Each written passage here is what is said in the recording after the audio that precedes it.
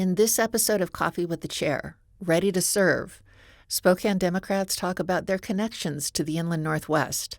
For some, a generations-long understanding of their community.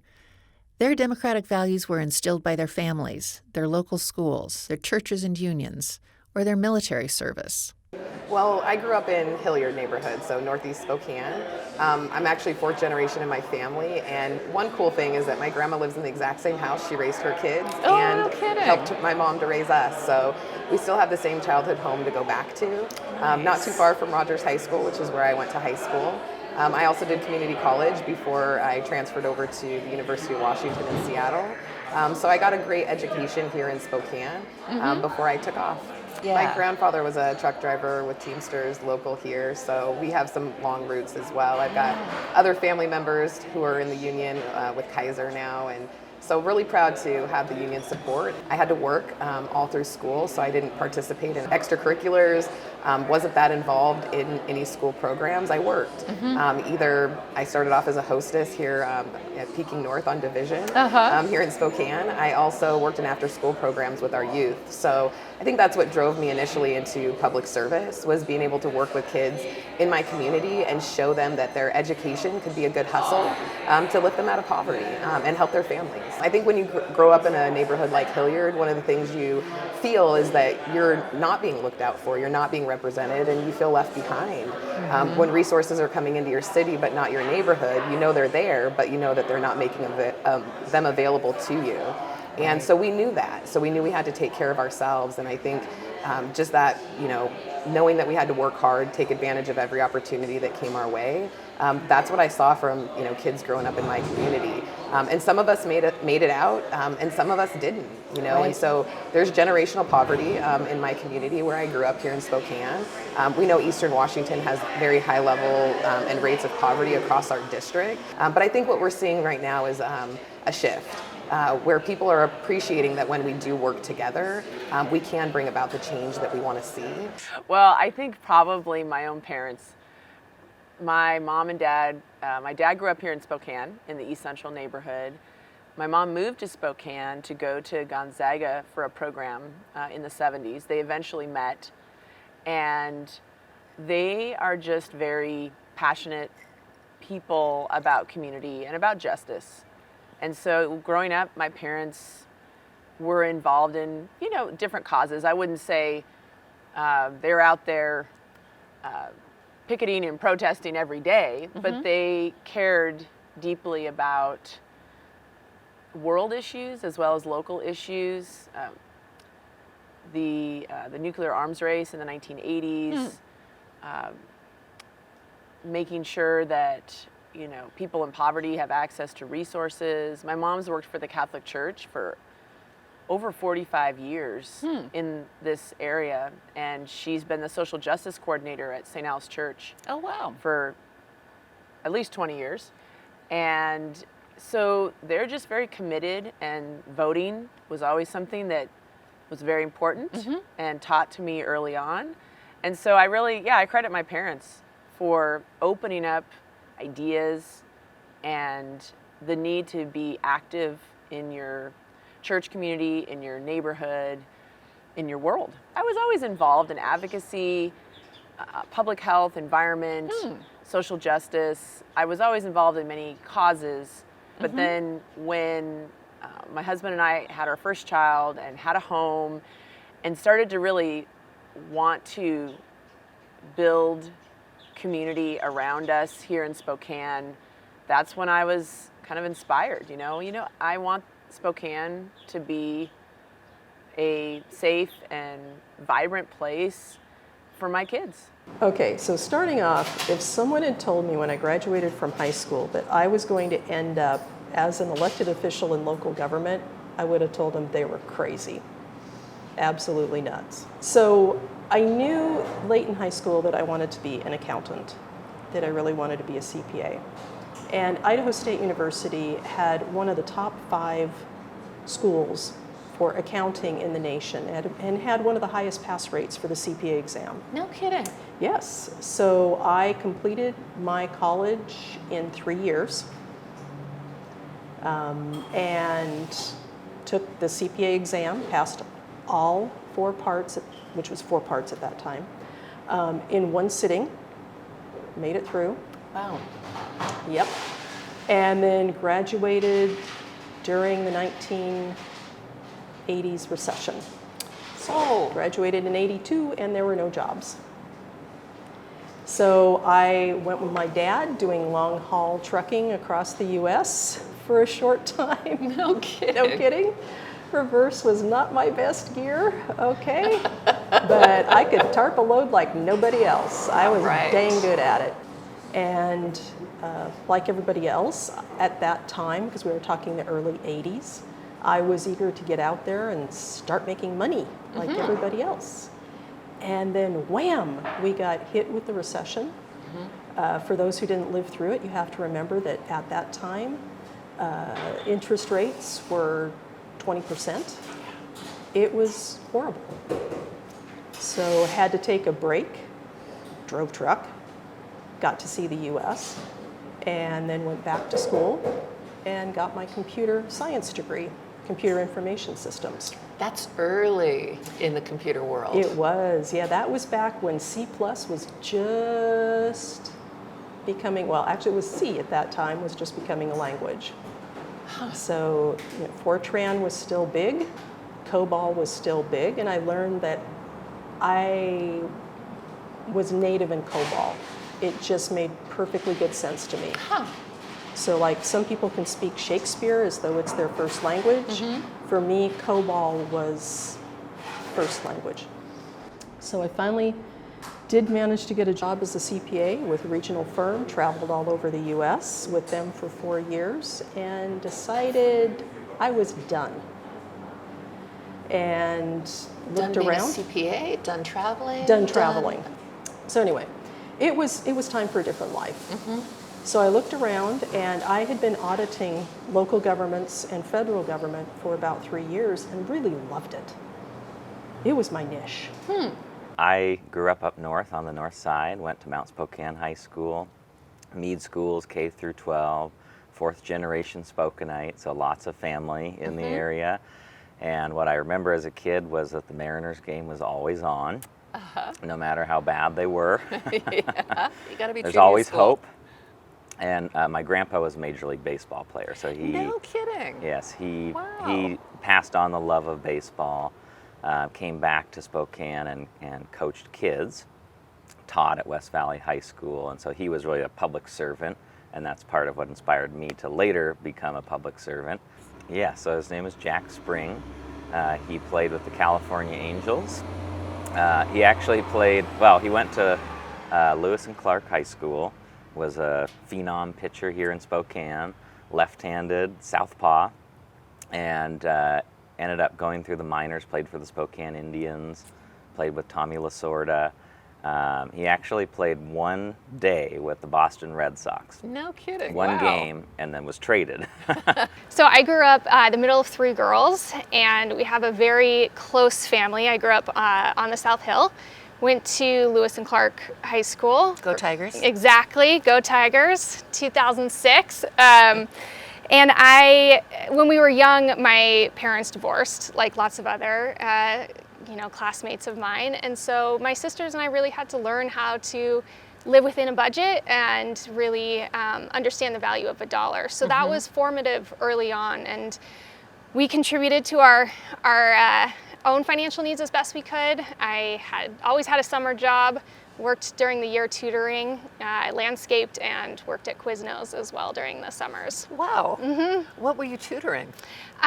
Different subjects, and then also worked at the synagogue as a tutor as well. Way back, my mom's side of the family immigrated to the U.S. from Eastern Europe, and really instilled in her that education is something that no one can take away from you, and so it's important to pursue.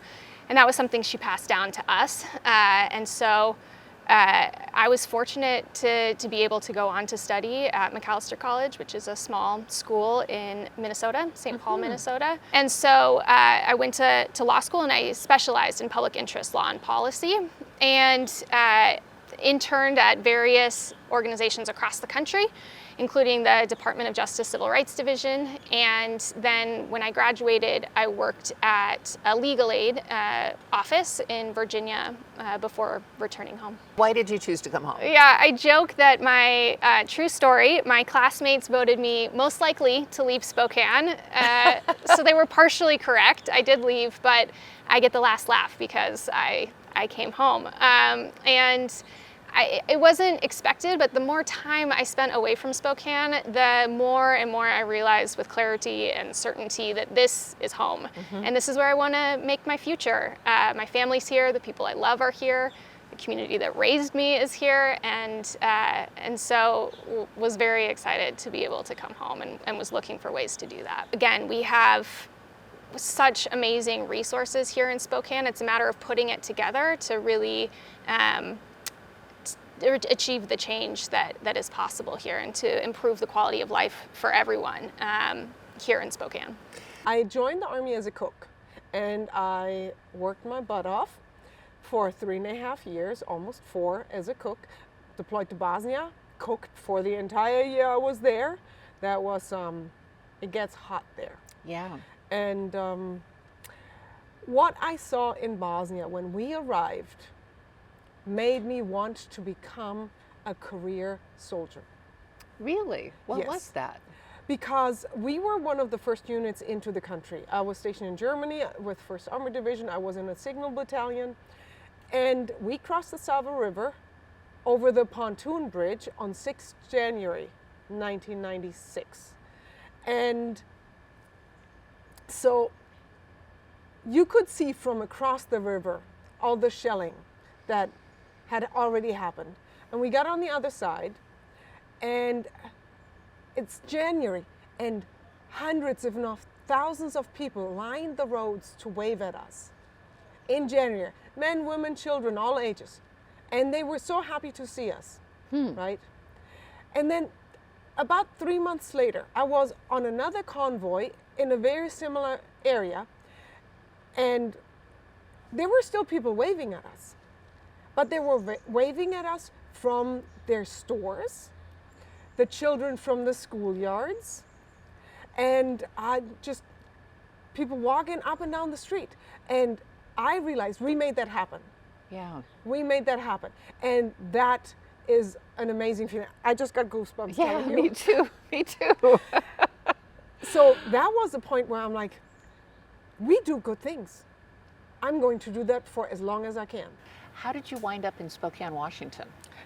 So after getting the awful news while still in Afghanistan that they were going to send me to Fort Hood next, when I came home, my husband was actually almost out the door to go to his next service school.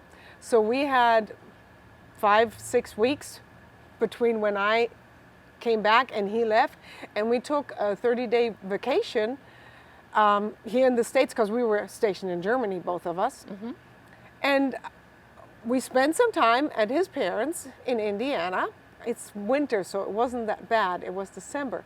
And then we took the train, us and the kids, from Chicago to Seattle, where we spent a few days there, rented a car, and drove around, including to Kelso, Washington. That was very interesting.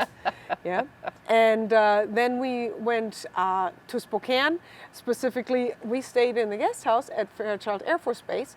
That is very affordable, and it's a great way because for military, it's a great way for military to have vacations that are affordable and still has you in that kind of safe cocoon of military bases, because sometimes it can be a little stressful, especially after a deployment.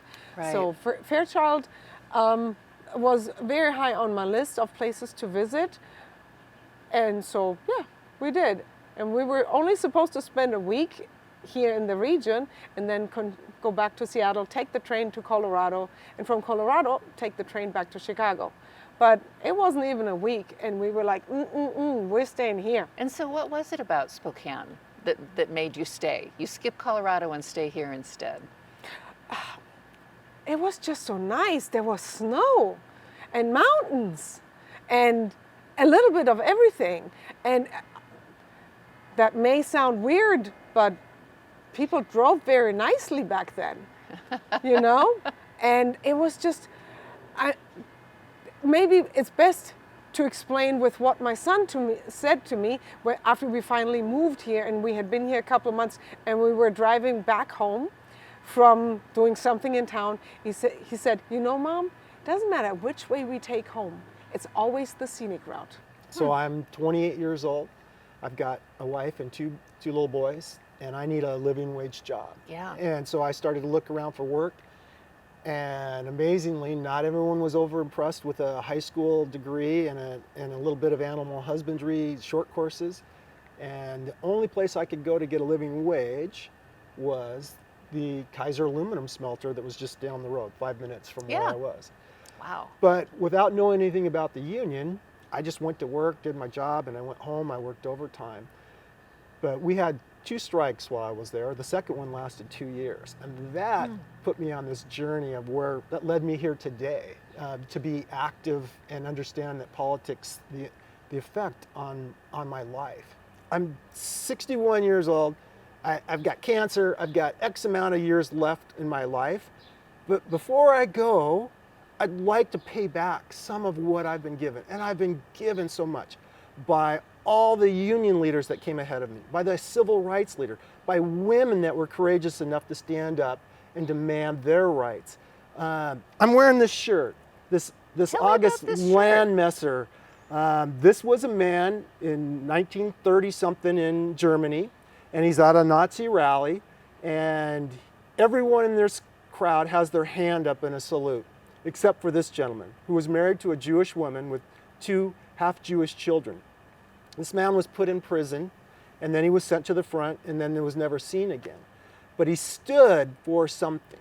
And to me, that's what life is all about. When I go, I want it that I stood for something, I believed in something, that I worked for something. And I can't think of anything, and I get this from my mother, more noble, more decent, more meaningful, impactful than serving another human being. My upbringing was really important in that.